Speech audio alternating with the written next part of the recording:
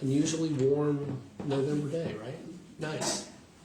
So, but anyways, it's nice to be here and nice to be with all of you. We're still in First Peter, chapter 3. And if I can recap last week, if you remember what we talked about being submissive or submitting to others, right? And submitting was submitting meaning inferior or superior, whether one submits to another person? No. It really is just being subject to the authority that God has appointed someone to. In one context, I think 2 weeks ago, it was the government, okay?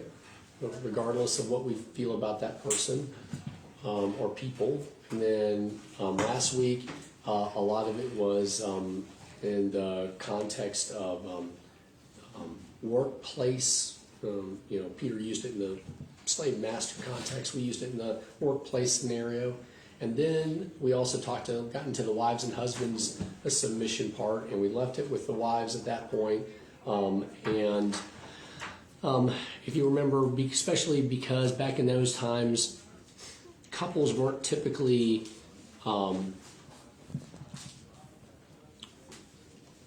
they weren't both either Christian or both pagan. They were one or the other at that point. And so in the context of wives, this is really the way. Don't argue and yell and scream that someone's not a Christian to your husband. Just show them. And that's probably your best way of doing it at that point. And that's the real beauty of it. You can go with the world standards. You can talk about clothing and jewelry and hair and everything else. Not saying that you can't look nice for church and you can't wear some jewelry or whatever else, but they were going, totally overboard, trying to compete with each other in that environment, in that community. And he was like, let your actions be what is beautiful to your husband and to others. And so that's kind of where we left up. Now let's talk about the requirements of the husband to his wife, okay? And it's one verse, but it has a lot in it, actually. It was like half of my notes at this point. So could someone read the 7th verse of chapter 3 of 1 Peter, verse 7? Husbands, in the same way, live with your wives with an understanding of their weaker nature, yet showing them honor as co-heirs of the grace of life, so that your prayers will not be hindered. Okay. Seems simple enough, but there's a lot more in it, I think. Wiersbe plucks out a lot of the things in that verse. First of all, he talked about just living with your wives. The other translations, another translation, and the one he was using was dwell with your wife, okay?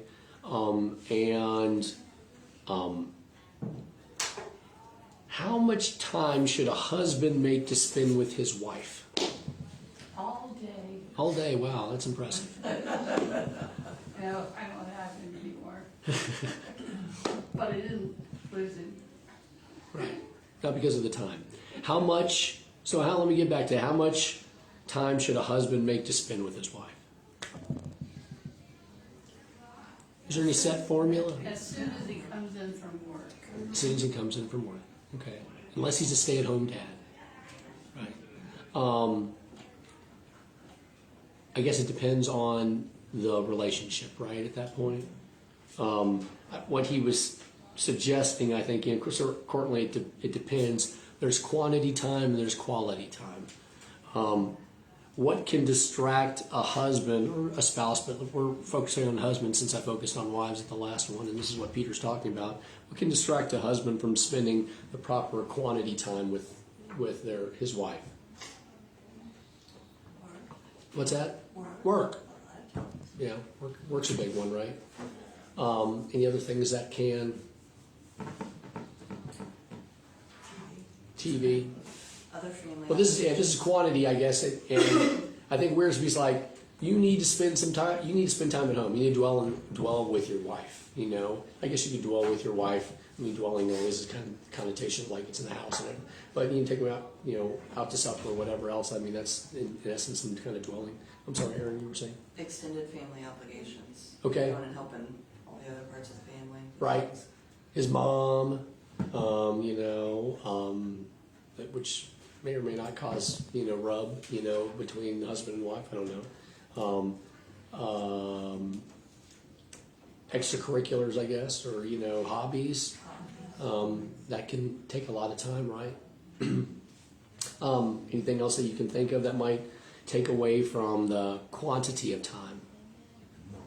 Well, I mean, if they are within the church and serving, there are other obligations with it, even within the church, that would take you away from the home. Yeah, I mean, as a deacon, going and visiting someone who's in the hospital, and or even coming in and taking care of the building, or, there's things that are outside the home that are responsibilities as well. yeah. It doesn't necessarily have to be bad stuff, right? I mean, work's not bad, right? Ecclesiastes is pretty clear about that. So are other parts of the Bible.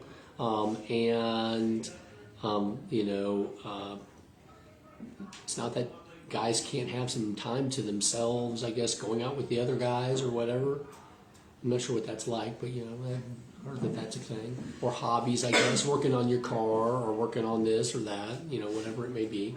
And not even, and Aaron brings up a good point.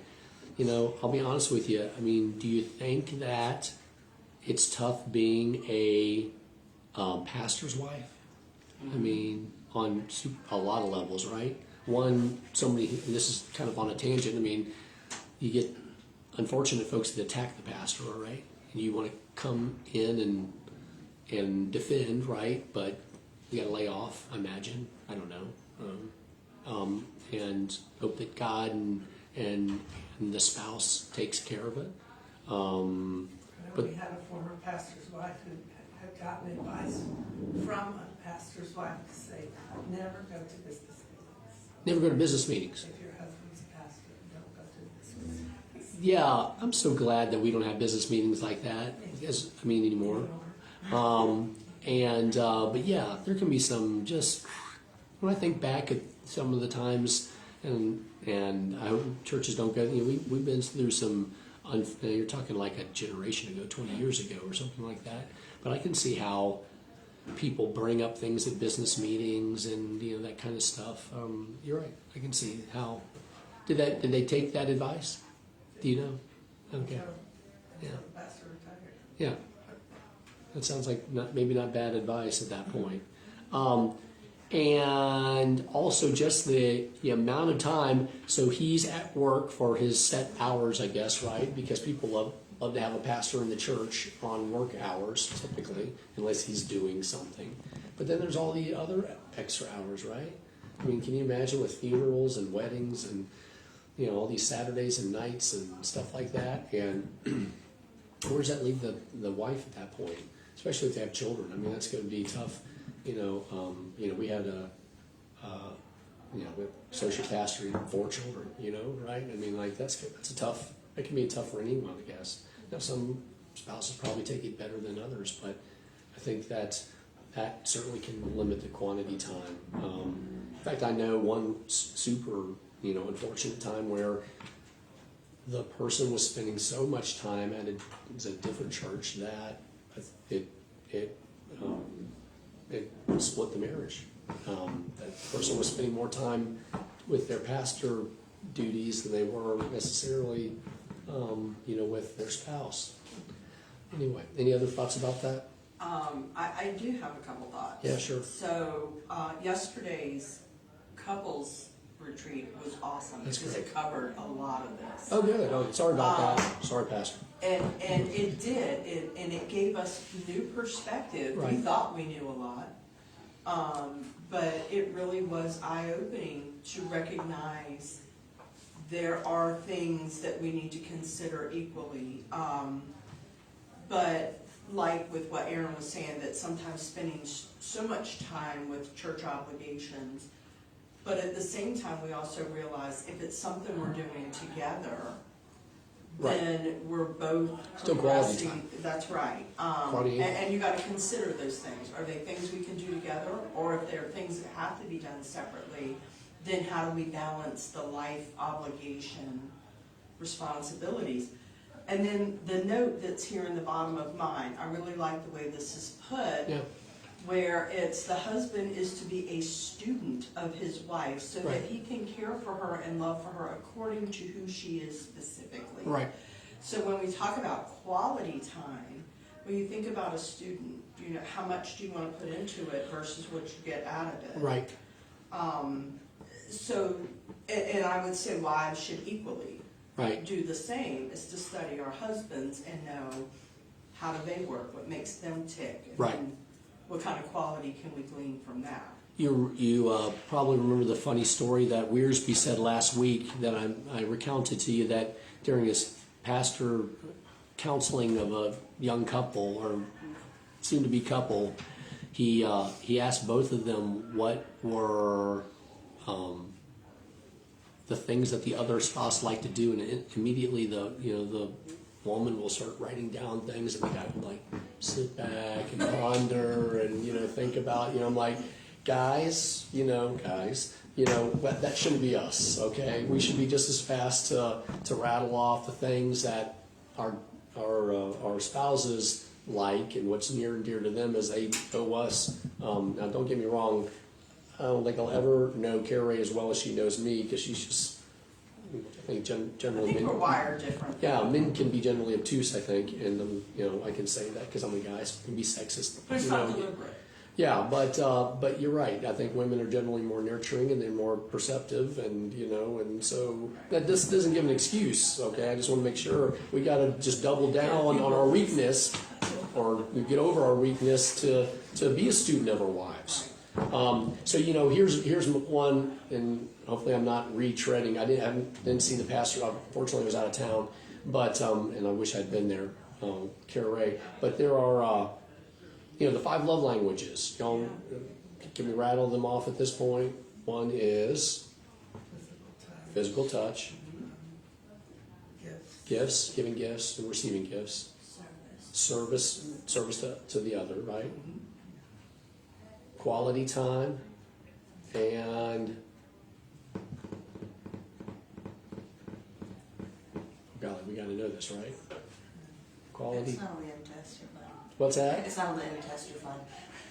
It's not on the test. It's not on the test, you're fine. Yeah. Well, I should know this, quite frankly. And that. Okay. Well, golly, that's unfortunate. Someone can look that up on the internet. I thought I should have had that. The tips. I usually am able to rattle those off. I would think it'd be words of affirmation. Yeah, words of affirmation. Yeah. Okay. Yeah, words of affirmation, which is like my love language, okay? And I've told you guys that, a million times, that's probably my number one. And the interesting thing is, I think, I catch myself giving love in the way that I receive it, but that's not the way that Cara Ray wants it. And she wants quality time, at that point, and so, I'll say something nice or acts of service. I appreciate that too, but I'll give, I'll do something for her, or I'll say something nice and think, wow, I've really hit it out of the ballpark, when she just wanted me to sit down and like spend some time, listening to her or going on a walk with her at that point.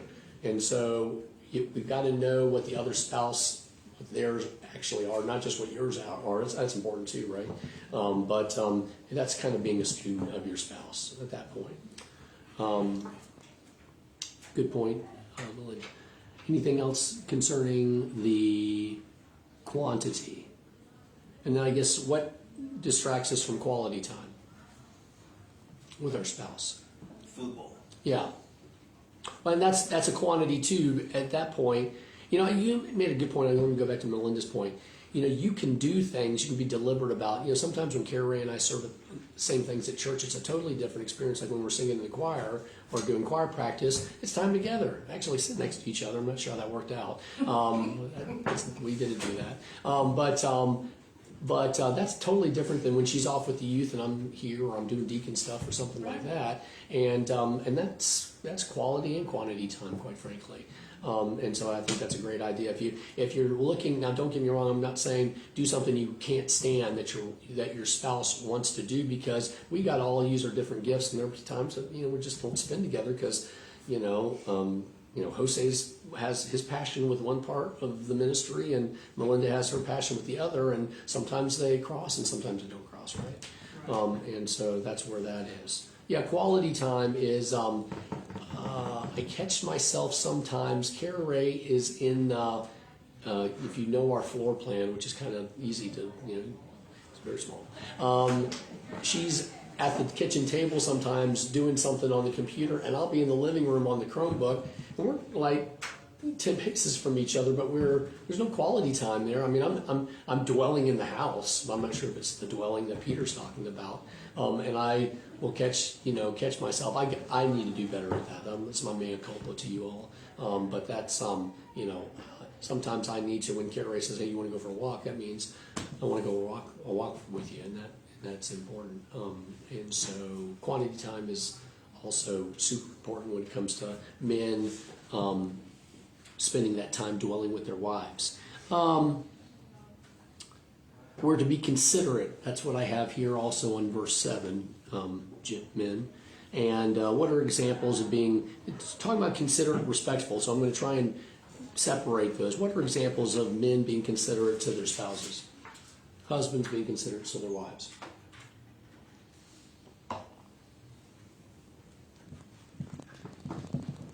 Does it mean like, I mean, what's the word in considerate? Consider, right? So if something's important to her, Right, then be respectful, try to honor that. right. Rather than just, well, I don't want it that way, so whatever. Sure. Is it also maybe being considering her not just what she wants and that kind of stuff, but it's also her point of view, right? Mm-hmm. Kara Ray and I totally think differently. I mean, she's totally left brain and I'm right brain, and I think fortunately it can be complementary, but sometimes I'm like, how did you get to that point? Or I'm sure she says the same thing to me. But we need to really consider where each person is coming from. Sometimes it's just life lessons. I'm sure there are husbands and wives that come from totally different backgrounds, right? And they got to consider, why would she be saying this? Why is she so passionate about this? Or why is he saying this? And it could mean from, like my dad. Let me tell you, he was, some of you knew my dad. And so he was, he wasn't like this great profligate spender. I'd like to think my dad was a good steward, or he might have been not the greatest of stewards. He loved really quality pens, like Mont Blancs and all the really high-end stuff. He'd go to these pen stores and he'd spend on these pens, which he wrote on. He wrote Sunday school lessons on and stuff like that. But he collected pens, and I'm not a collector. I don't think I collect anything. I've talked to Carrie. I don't think I collect anything other than stacks of paper and that kind of stuff that she wants me to get rid of.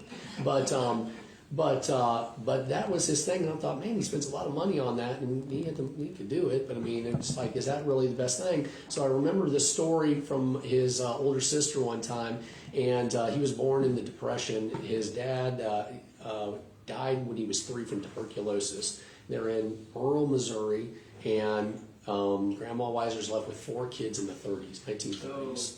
And for a woman, you didn't always get a job places, right? And so she had to go find a job. The oldest daughter, oldest child, and oldest son had to go get a job. And I mean, things were tight. In fact, he was a twin. And so when they went to school, what happened was they didn't have enough money for multiple pencils for him and Aunt Bonnie. They broke the pencil in half and they sharpened both ends, and so that's what he was stuck with, half a pencil, and she was stuck with a half a pencil. And I thought, I wonder if that had anything to do with his desire for really quality, writing instruments at that point, because when he was 6, he couldn't even get a full pencil. They had to break it in half with his twin. So those kind of psychological things that it's important to get to know where your spouse is coming from, because that might say a whole lot of things that you're like, that's really not the best thing you should be doing, or something like that, before we get judgmental. Anyway, sorry, Dad, I talked. Not that you can hear me. But any other thoughts about that? About knowing the quality time as opposed to quantity time? Oh, I'm so sorry. To be considered. I'm sorry. Any other examples of considering others, what they're thinking, why they're thinking things, their desires for certain things? How about being respectful? He talks about that too, doesn't he?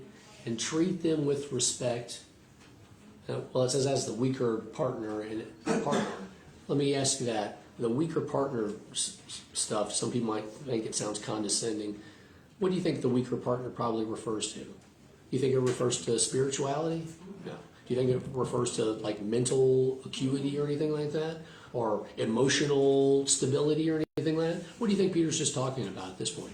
Well, physically. Yeah, physical strength. I mean, it's muscle mass, right? It could have Muscle. also been socially, because at the time, Great point. women were not able to Yeah. take care of themselves. Yeah.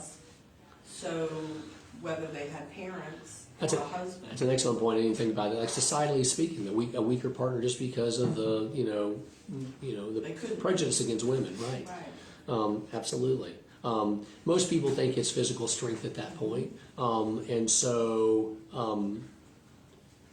want to make sure that there's I think Peter's just clear about that, and it also means certainly not spiritual, because what does he say right after as the weaker partner?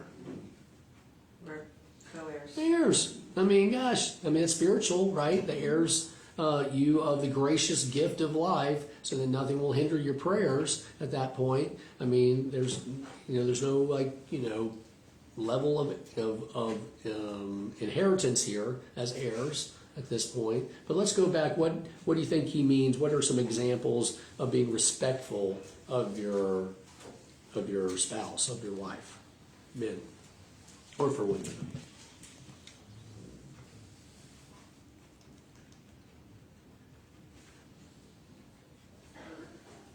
Doesn't necessarily mean that we should be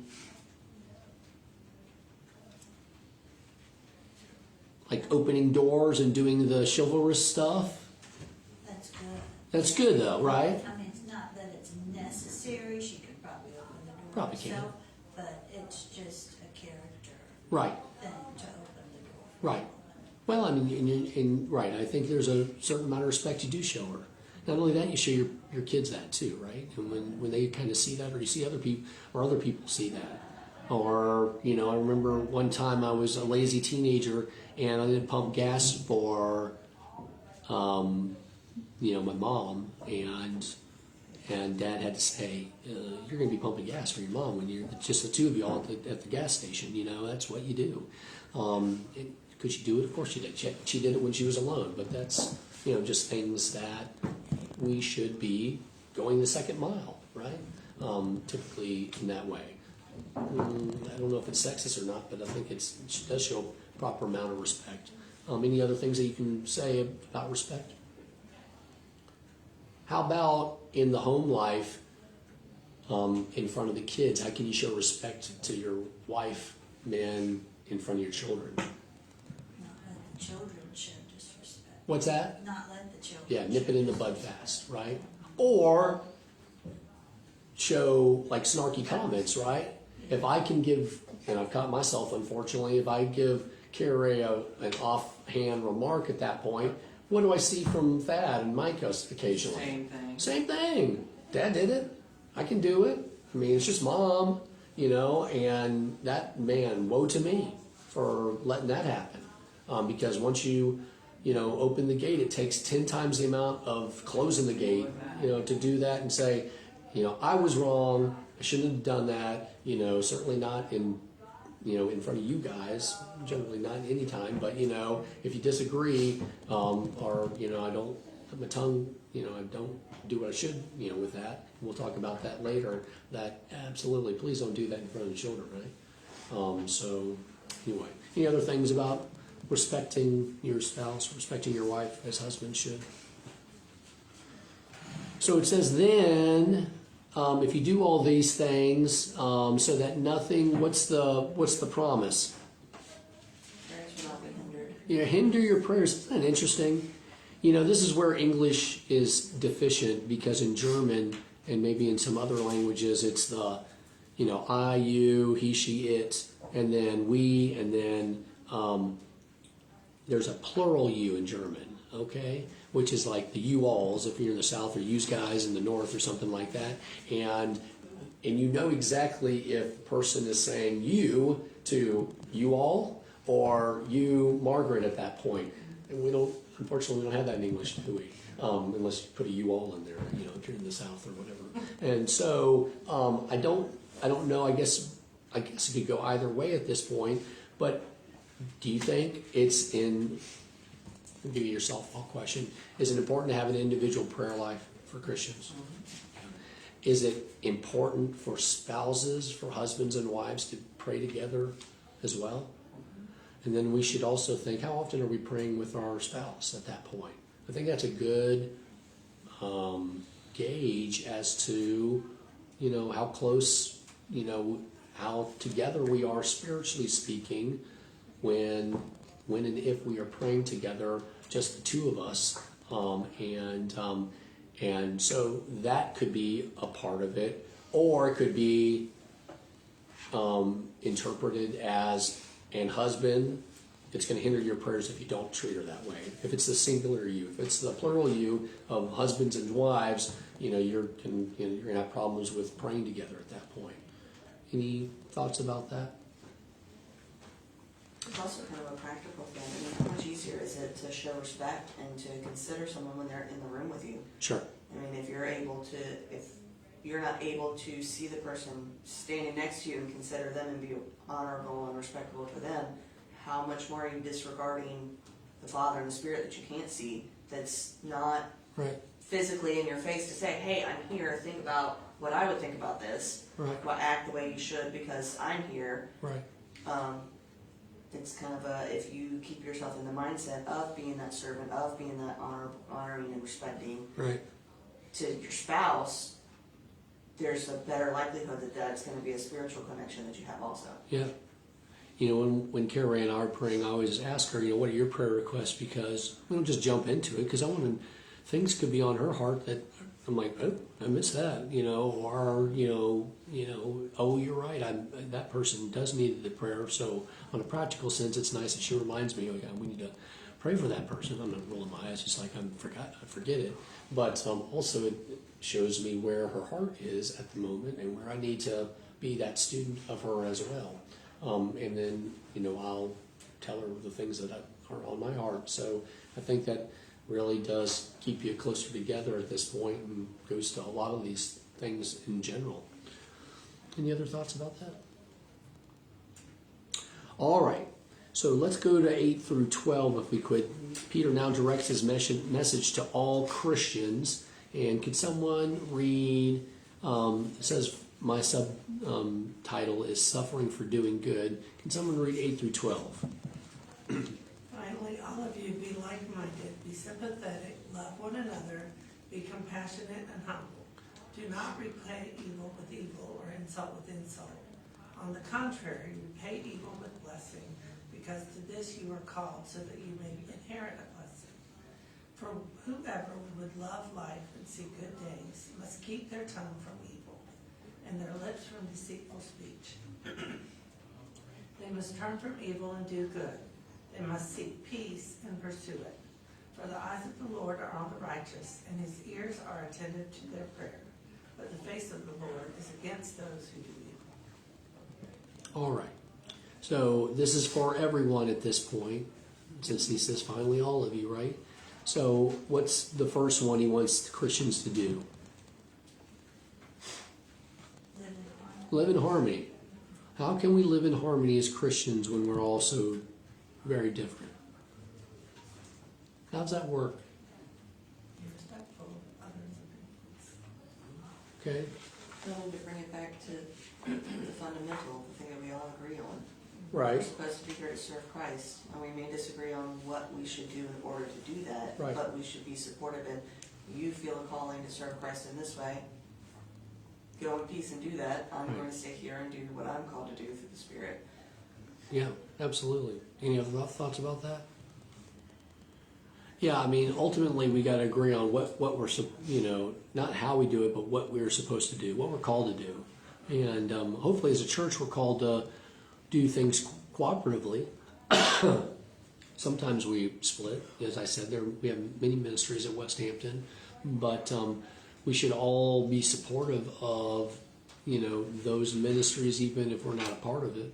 And living in harmony is a lot like the Philippians, you know, chapter 2, 3, and 4, right? Considering others, there comes more of the considering others, and that's not always easy. What about being humble? It says compassionate and be sympathetic, love his brothers, be compassionate and humble. I wanted to talk a little bit about humility at this point. What would you say is the opposite of humility? Pride. Pride, right. I would agree, I think. Arrogance. Arrogance, okay. How can pride disrupt the congregation? Have you ever seen pride disrupt a congregation before? Since he's talking to the congregations here in Asia Minor. What typically happens at that point? No one wants to listen to each other anymore. They don't care what your opinion is, your idea is. Mine is right because I'm the one that's right, and their pride just takes over. Yeah, There's no unity. right. There's a lot of judging too, wouldn't you say? Like at that point, things get unfortunately personal. I don't know why, but I mean, I guess it's just human nature that if we don't support that person's position, then we have to see people start, throwing people under the bus, so to speak. That gets even more personal and even worse in the way of unity. It's one thing to not care for someone's position. It's another thing To attack it. to belittle the person, right? I mean, you see that in politics, unfortunately. You demonize the other side when you don't agree with them. And while, like I said, if you walked a mile in the shoes of another person, you might see where they're coming from, even if you don't have to agree, of course. But demonizing the other side is not helpful at all, certainly not helpful in the congregation. There's no harmony there. The evil for evil, right? And do not repay evil with evil or insult with insult, but with blessing, because to this you were called, so that you may inherit a blessing. Let me read something that I liked Wearsby talking about. He talked about the 3 levels. As Christians, we can live on one of 3 levels. We can return evil for good. Okay, that's satanic, right? We can return good for good and evil for evil, which is the human level. Or we can return good for evil, which is the divine level. And those are the 3 levels. So the satanic level, the human level, and then we have the divine level. Who, of course, is the perfect example of that? Yeah. I mean, eye for eye and tooth for tooth, that was really, we talked about this, which we did when God gave those standards based on the law. It really was more to regulate out of control behavior that people wanted to inflict on others when they were wronged, right? So we had to say, well, let's keep it eye to eye, tooth to tooth, that kind of stuff at that point, because otherwise the Israelites were taking vengeance to an extreme at that point. And so we had to lay down laws on murder and manslaughter and that kind of stuff. But now we're not dealing with the law, we're dealing with what at that point? It's grace, right? I mean, that's where we're doing it. It's not, while we like to hear justice, but ultimately, aren't you glad that God's not doing justice on us right now? And spiritually speaking, that's the grace that we should be doing at this point. And so ultimately, we let who take care of the justice? God, right? And if we do that, then what do we get that it says in verse 9? Yeah, we get blessed. So I mean, he wants us to take it to the different level at that point. Don't repay evil with evil. Don't insult for every insult that you are given, which is hard, and then you'll get that blessing. And so then he talks about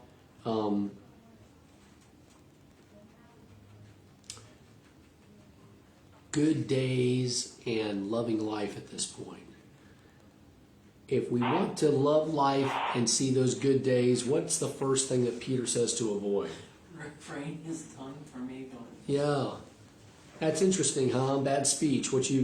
You know, I thought to myself, I want you to look back, and I did a little bit of this pondering, which is really was kind of sad. I want you to look back on your entire life, if you can, in 10 seconds, and think how many times you messed up a good day because of what you said to someone. Oh, every time. Not that someone said to you. I'm going to talk. Let's be accountable here. What you said to someone else, even that, when it it feels good for a second, but then you're like, first of all, doesn't that happen? Have you ever said something lashed out to your spouse or your child, and then you're like, that was so. I feel worse now than I did before. It felt good for just a second, but then the hurt that you see on their face, and then that just ruins your day at that point. But have you ever? I mean, think of the things when you were a teenager. I can think of some super unkind things I said. Mm-hmm. High school, college, young adult, married, family, kids, the things, the bad days that I've had, and not loving life because of the things that I've said to people. Wearsby had suggested this, and I thought we'd go through this just a little bit. In fact, I may, because my voice is about to give out, I may have someone, can someone turn to James 3? Chapter 3. We might all do it because there's a little bit I'd like to read. Someone read 12 verses here.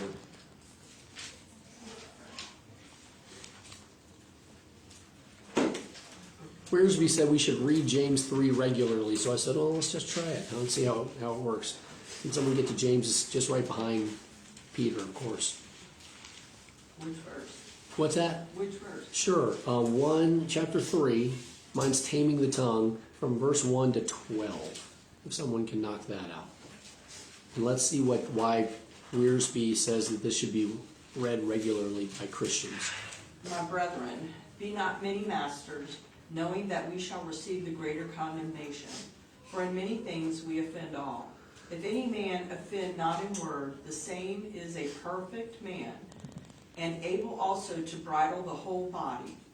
Behold, we put bits in the horses' mouths, and they may obey us, and we turn about their whole body. Behold, also the ships, which, though they be so great, are driven in fierce winds, yet are they turned about with a very small helm, whithersoever the governor listeth.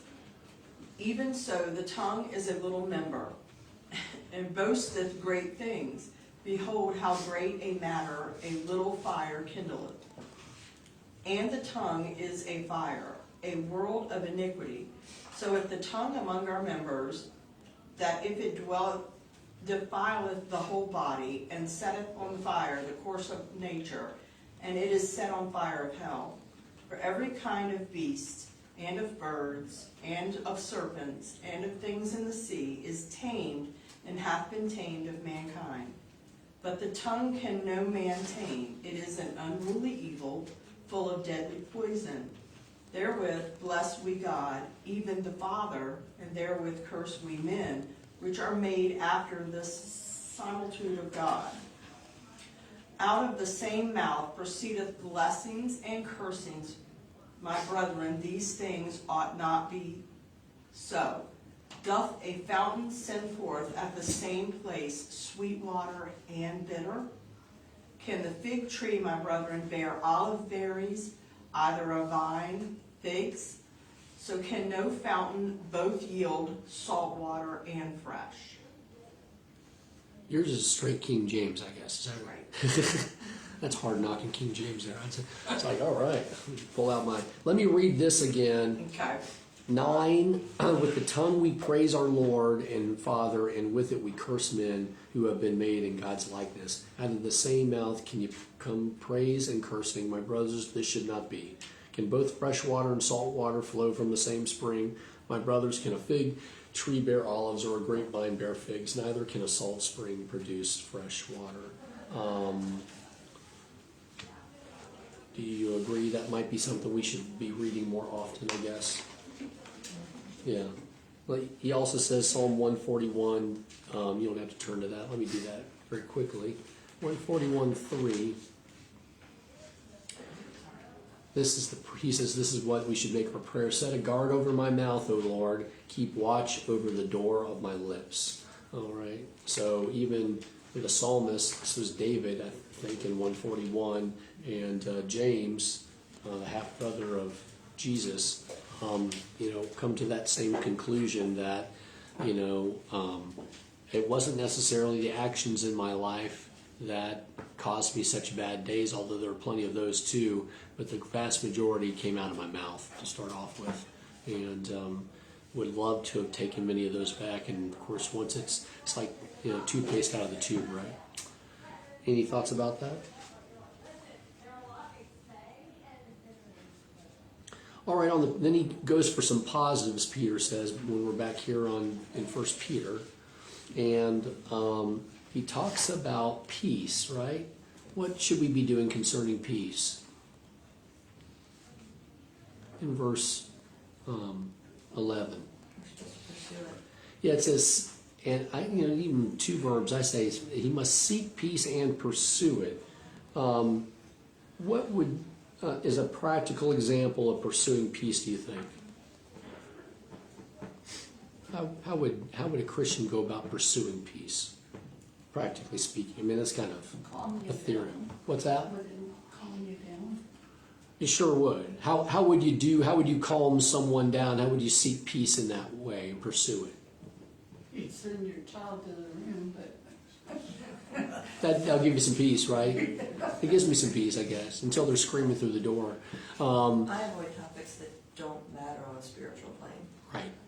People are arguing politics. Well, God's got it all in his hand, and I walk away from it. You don't just want to engage in nonsense just to make people more anxious and riled up and argumentative. Yeah. Especially if later you want to be a witness to that person. Yeah, as the Christian, is it ever good to promote the differences that we have? I mean, ultimately, our faith produces, by its own very acts, produces differences, right, that they'll see. But it means that, I'm not sure, I mean, I guess if someone is saying something specifically anti-biblical, and then I guess at that point we would have to step up to the plate. But something like politics, which, everyone's got an opinion, right? At that point, is it really worth, especially someone you're trying to witness to, trying to be salt and light to jump into, the Affordable Care Act or, immigration or, any millions of things that, everyone gets worked up, wrapped around the axle for. Not to say you shouldn't have your own opinions. I'm just saying that at some point, why did that Christian say that? Why did they feel the need that they had to jump into that? A lot of Christians, it's this James chapter 3, right? It's like they set the fire with their tongue, and then someone lashes back out at them, or it's on the internet. I've seen Christians, even the pastors talked about that.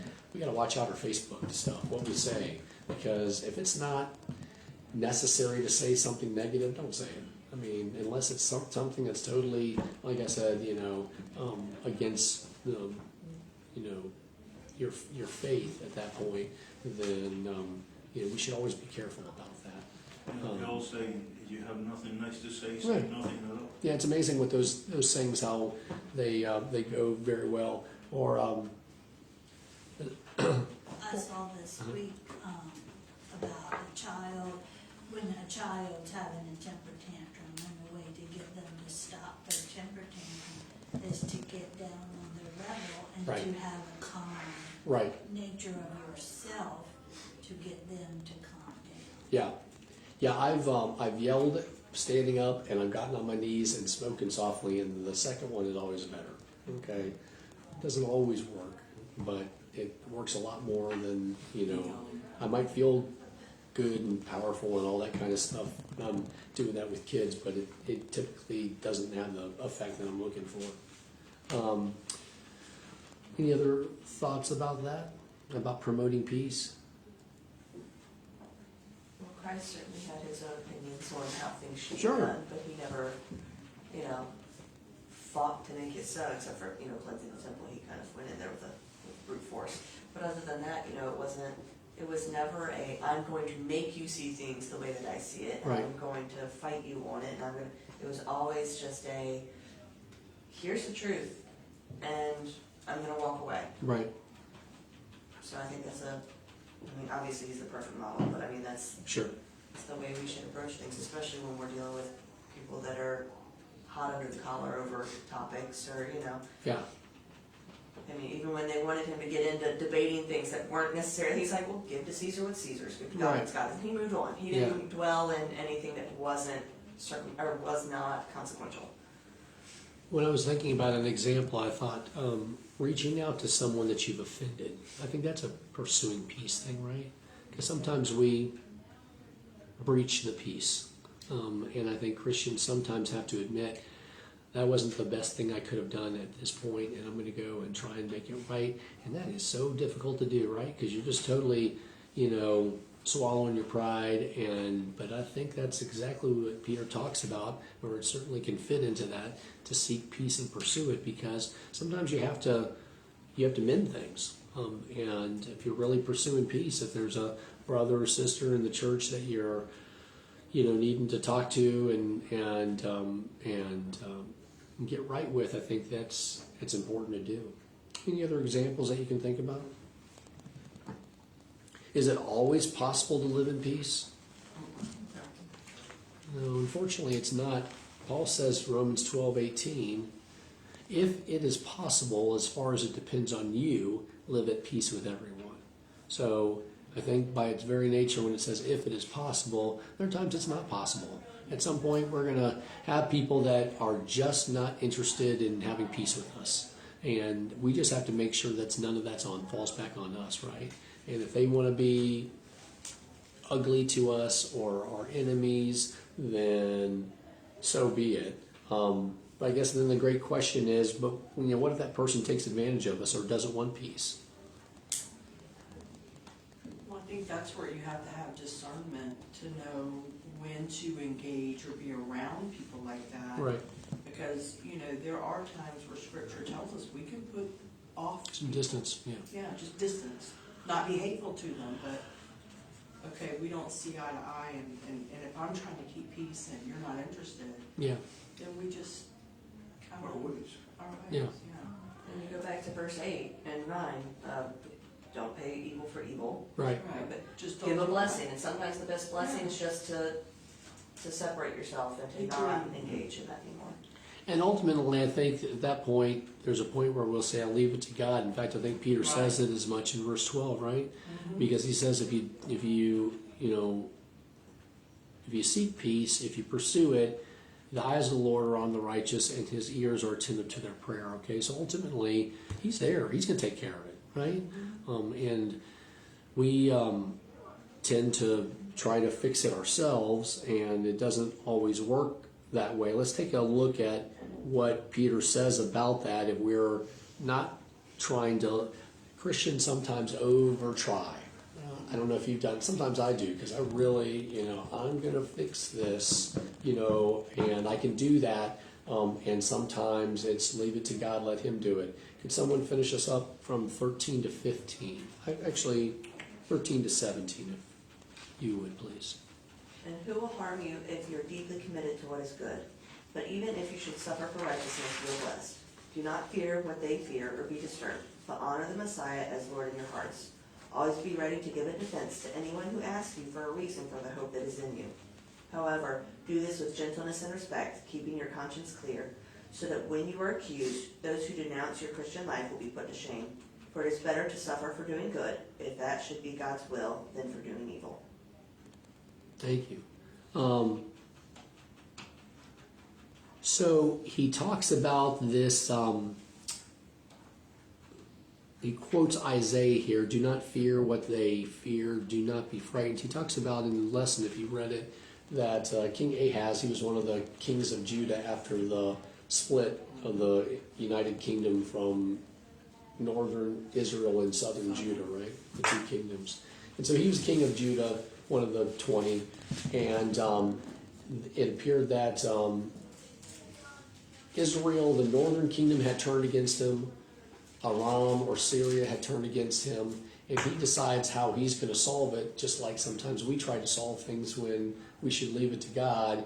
He goes to the Assyrians, who are totally not God-fearing, and says, hey, I'll make this, I guess the whole Sun Tzu, the enemy, my enemy is my friend kind of thing, and he starts to get an alliance with Assyria to do that, and Isaiah comes to him, who's the main prophet there in Judah at that point, and says, do not fear what they fear, do not be frightened. He's basically saying, you're making the wrong choice. I think on a worldly level, I see what you're saying at this point, because like I said, Sun Tzu would say the same thing, but at some point we need to worry about what God's thinking and not always try and fix that at this point. And I think that's, sometimes we have to be careful about, trying to come up with a fix that is more worldly than it is, letting God take care of it. Any thoughts about that? And then this one, which always is always a little makes me a little uncomfortable. In verse 15, it says, "Always be prepared to give an answer to everyone who asks you to give the reason for the hope that you have." Let me read it again. Always be prepared to give an answer to everyone who asks you to give the reason for the hope that you have. I mean, in essence, how I read that, that's have your testimony handy, okay? Why does Peter say we need to be prepared for that? If we don't prepare for it, we don't do it. Yeah, I thought to myself, if someone says that right off bat, and if I'm prepared like what I'm about to say, then it's me shooting from the hip, right? And maybe not, there's practicality in Christianity, right? I mean, there are things we need to know in the Scripture. There are things that we need to be able to say, and I think Peter says it. That we have to be prepared to tell our testimony. And so, I guess the question to all of us is, what's your testimony? If a non-believer came in here and went down the row and asked us what our testimony is. And I'm not necessarily saying I got saved when I was 7, and that's certainly part of it, but I mean, why do you believe what you believe? I mean, is it just pie in the sky stuff, or or is there a real reason that what can you hang your hat on as a Christian to say why you believe what you believe? Now, people focus on different things. I mean, I might focus on like apologetics, which is the defense of Christianity and how it's a reasonable faith and history and archaeology and all that kind of stuff, just because that's what I go for, and not that there isn't certainly things that are just my faith walk as well. I'd be talking about that as well. Some people might go from a totally different perspective. On this date, God did this for me or whatever, and showed me, without question, X, Y, and Z. But I do think whatever it is, that as a believer, there might and probably will be a time, especially if we are prepared. He wants us to be prepared because he wants us to be able to do that he's going to give us that opportunity, okay? And I'd hate for us to shoot from the hip as Christians if we are, if that happens and we haven't kind of laid it out right. Any questions about that or any thoughts? All right. Well, anyways, that's where we're stopping today at this point, and we'll pick it back up on verse 18, and let's close in prayer. Heavenly Father, I just want to thank you for today. Thank you for the blessings that you give us. Thank you for this study of 1 Peter, and Lord, let us pursue peace, even with which that means sometimes it's just humility and things that are hard to do, Lord, Lord, we just ask that we should continually check our tongues, Lord, even when we have the freedom to say things that we studied before. We shouldn't be using that freedom unless it's glorifying you. And we ask these things in Jesus' precious name. Amen. Amen.